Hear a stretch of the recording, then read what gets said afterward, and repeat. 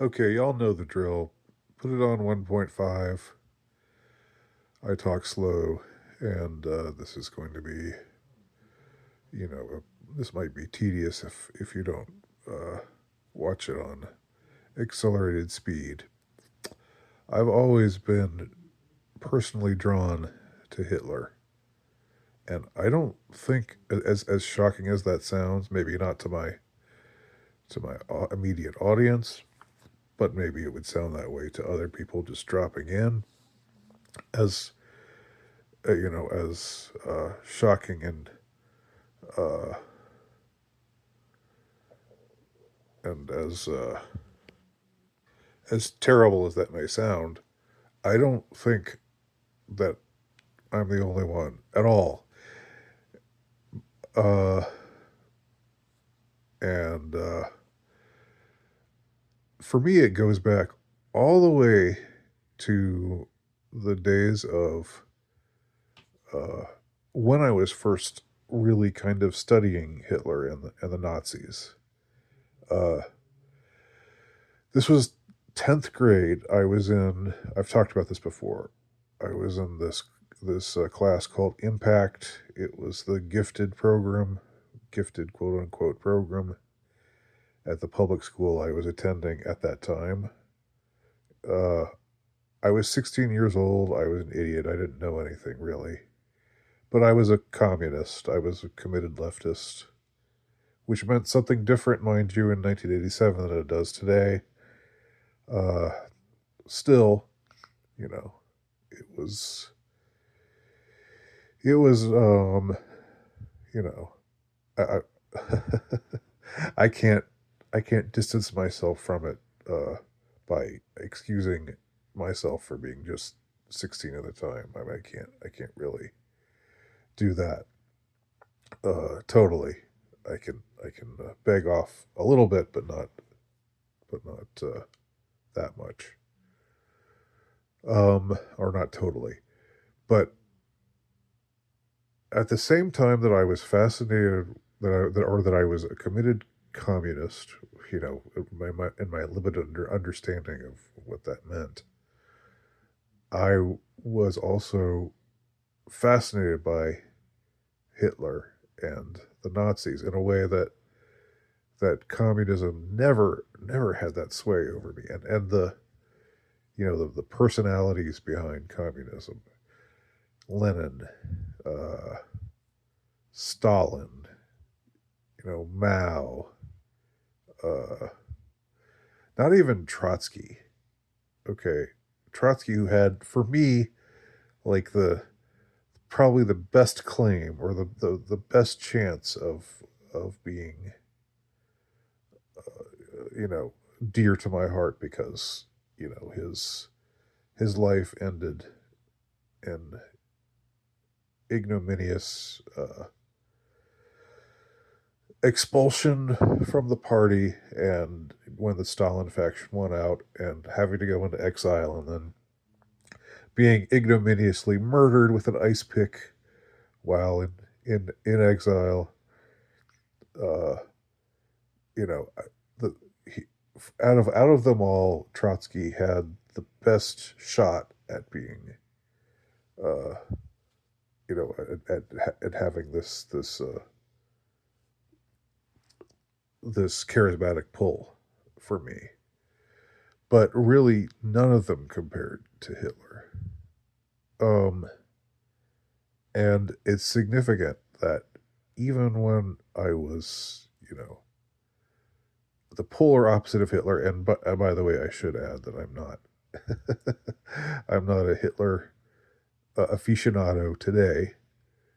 I'm not a Hitler disciple today at all, no matter what people might think about me, or no matter what has been said about me. But uh, but I will admit to this, that I've always, in a sense, been drawn to Hitler, uh, and there's always been a magnetic kind of pull that he's had on my heart. And again, I don't think I'm unique. I don't think This makes me strange. If anything, I think the infamy that Hitler's name inspires today practically enhances the mystique. The very fact that you're not allowed to say stuff that I've said already, and you're not allowed to have a title like the title of this video. Um, that's evidence of how how much you're really painting yourself into a corner if you admit to this. Uh, but it's true, and uh, there's something about the man, or uh, something that penetrates through everything, penetrates through ideology, penetrates through political considerations. Uh, I think anyone who's ever felt misunderstood, anyone who's ever felt like uh, a pariah or an outcast, anyone who's ever had dark thoughts or feelings, the Hitler life trajectory has it all. Uh, and I'm not going to go into detail about about his life trajectory. You can you can find that information in many places, but he went through a period where he was really down and out. He was really uh he was I don't want to say in a bad place, because people would say, well, he was always in a bad place. Well, yeah, I mean, I think he always stayed in the bad place. And that's part of the appeal of him, is that there's always this brooding intensity and uh, this absence of satisfaction, this absence of happiness, this you know just uh, the, just even when he got everything, even when he became the the ruler of the Führer of Germany, and was showing was threatening to take over the world. Uh, you know, Even then it was like uh, he was on this self-destructive path, and he had to blow it all up. And literally, he blew it all up, and he took a lot of the nation down with him.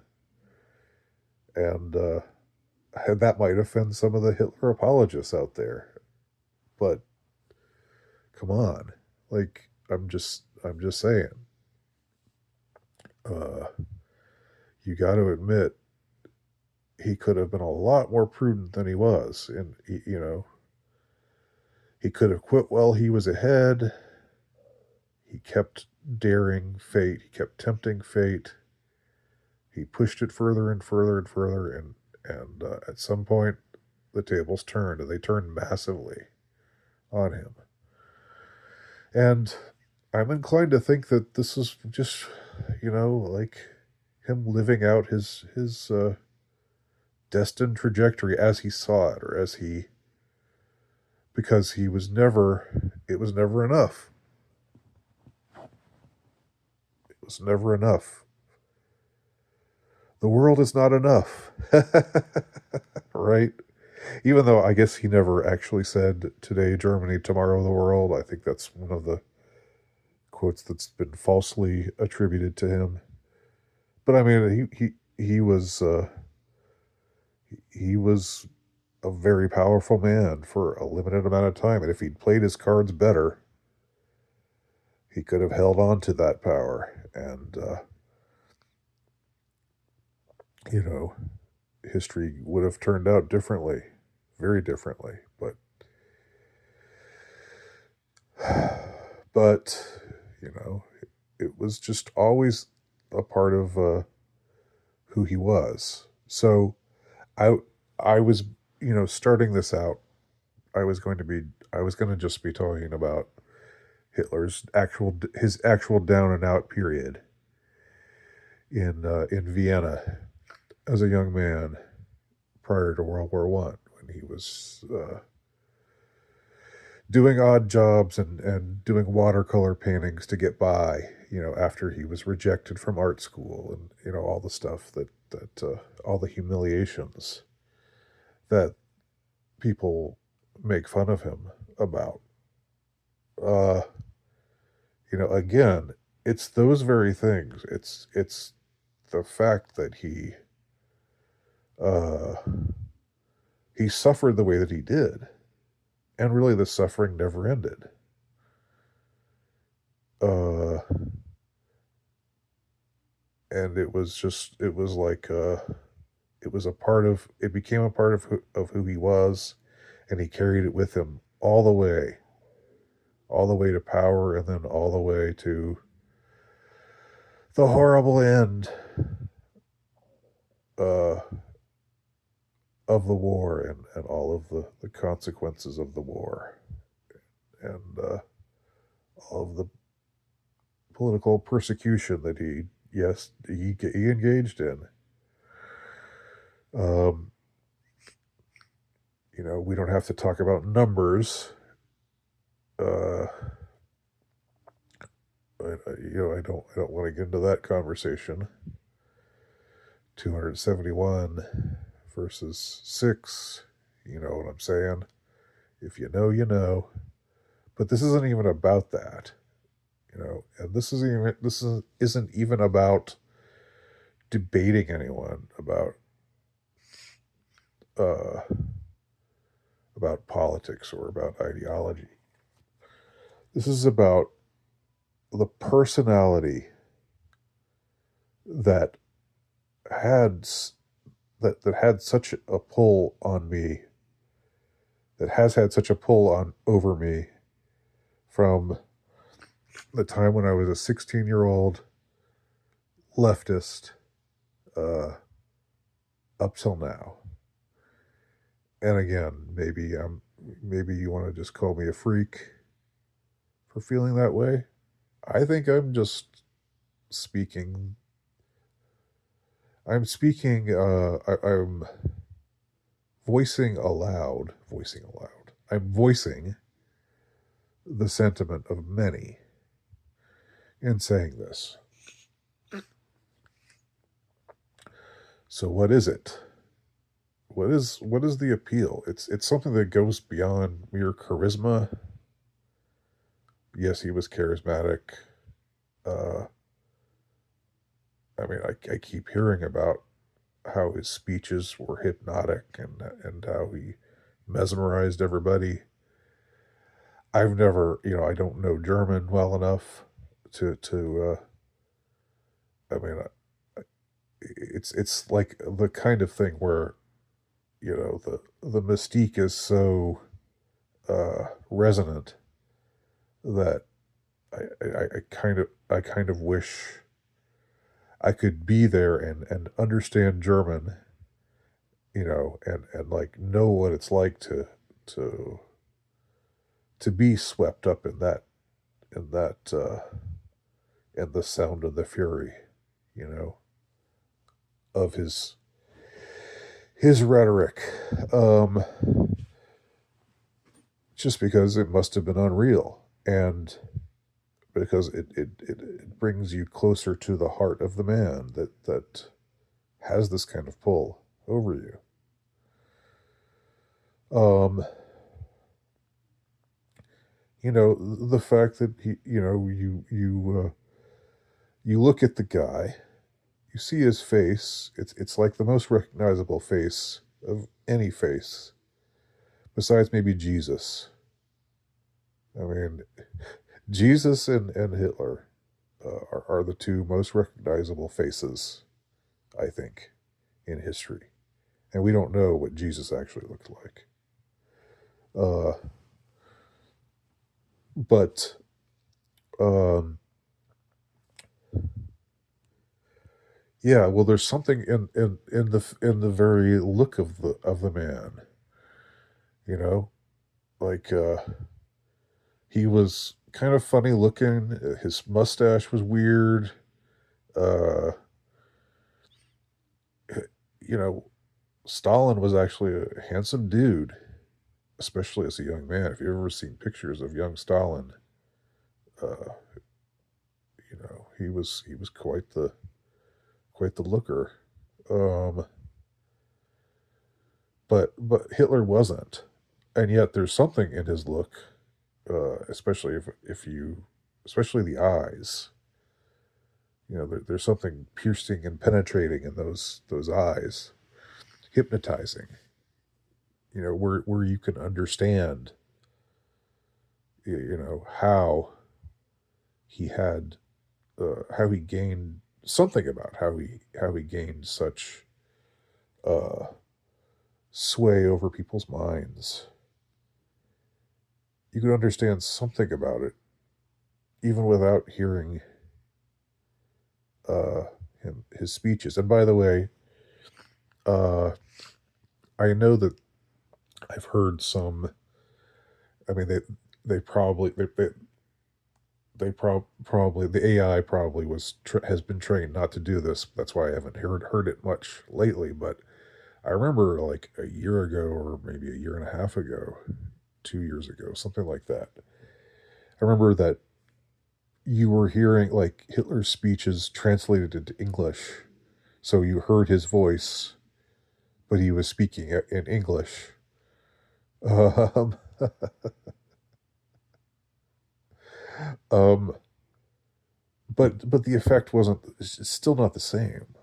Like it's helpful, but it's still not like hearing him speak in his native tongue. It doesn't have the same effect.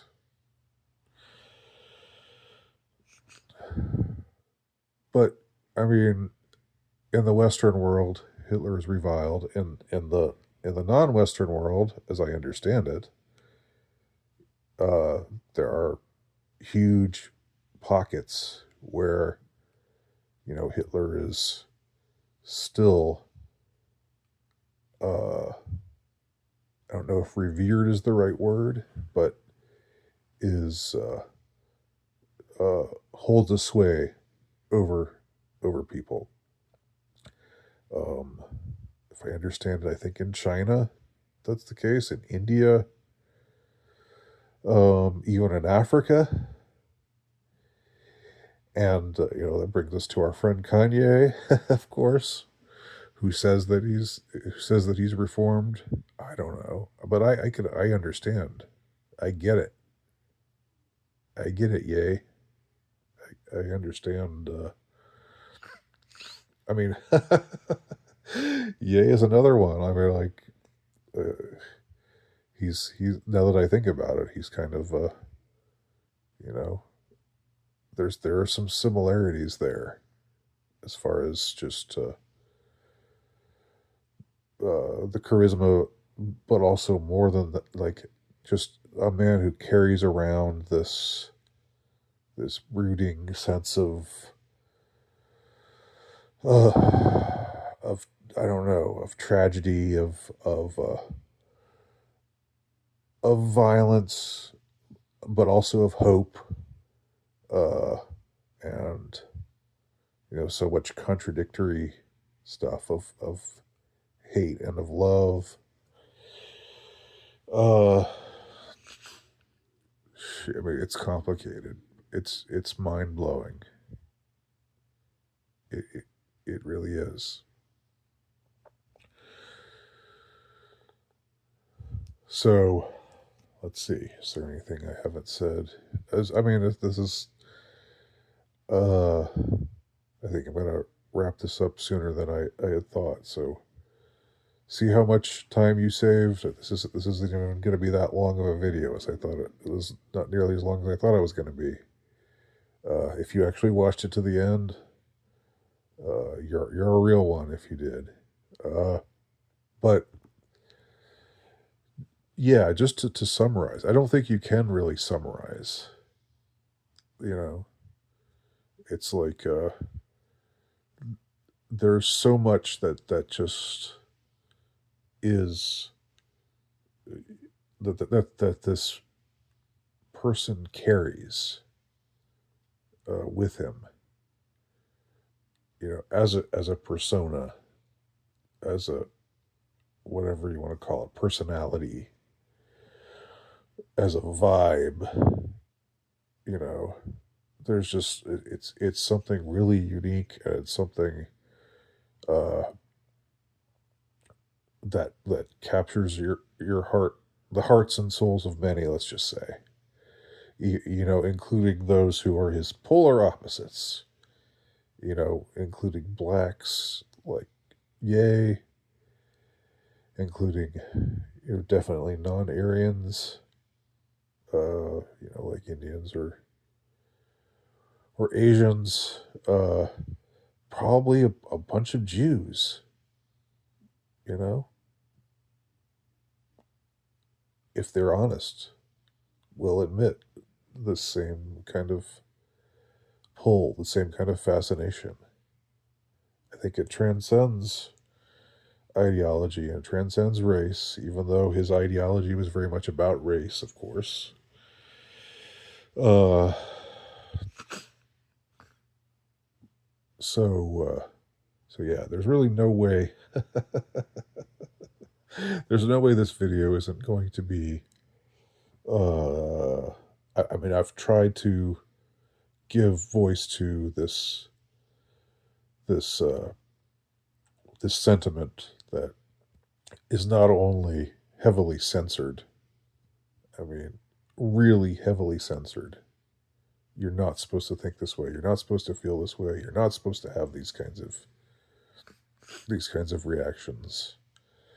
You know, if this is, it's like if you were homosexual at a time when homosexuality was absolutely uh, regarded as shameful.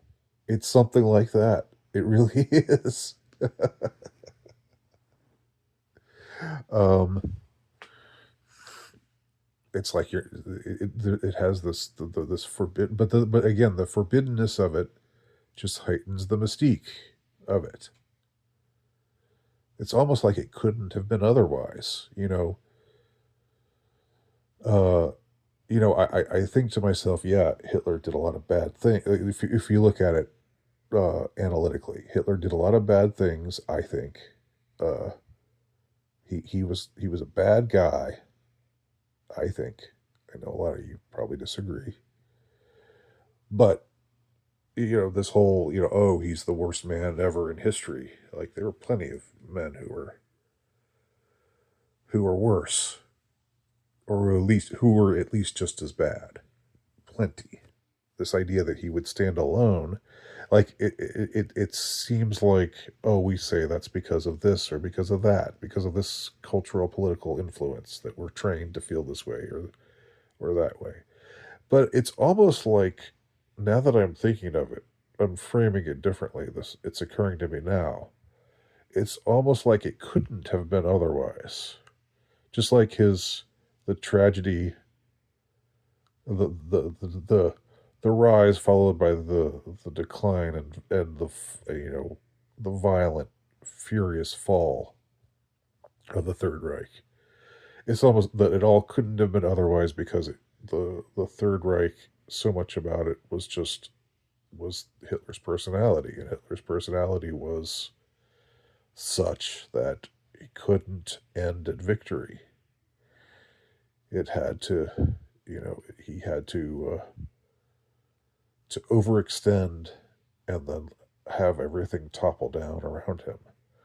Just as that was inevitable, uh, somehow, or has the flavor of inevitability. In the same way, his infamy now has this flavor of inevitability to it. Even though, when you look at it analytically, I think it's all out of whack. And again, I'm not saying that to defend him. I'm saying that It's not like Stalin probably wasn't at least as bad or maybe even worse. Mao was definitely worse if you wanna just talk about the sheer, uh, number of victims, uh, even if you have the most liberal account, liberal in all senses of the word, account of, Hitler's the number of his victims. It's still greatly exceeded by many others, but but somehow him standing out, him having this infamy projected onto him, it's almost like that has the same flavor of inevitability as uh, again as the fact that he blew it and that his country burned around him and his fellow citizens of Germany were his countrymen, died all around him and because of his unwillingness to quit while he was ahead. You know, that also has this flavor of inevitability and a tragedy. Even if you don't like, that's what I guess I did end up going on a little bit more. uh, but like, there's something about like it always struck me as tragic, even when I was like the end of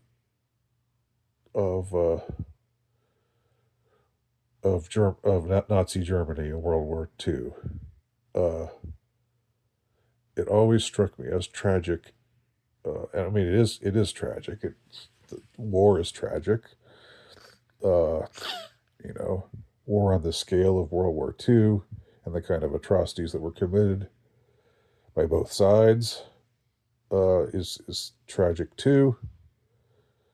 And I'm saying that it was committed by both sides. I'm not saying there was. I'm not saying moral equivalency.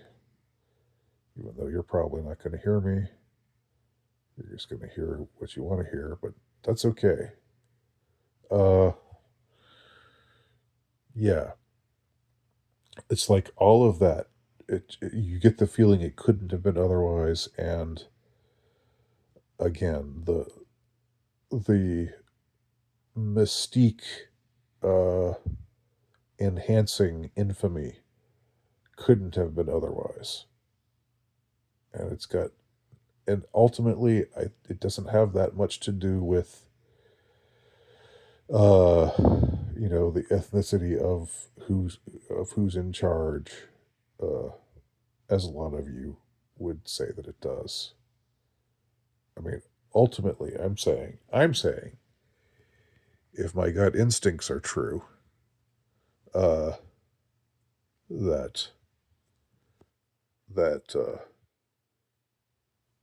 it's just like a byproduct of the phenomenon of the man himself.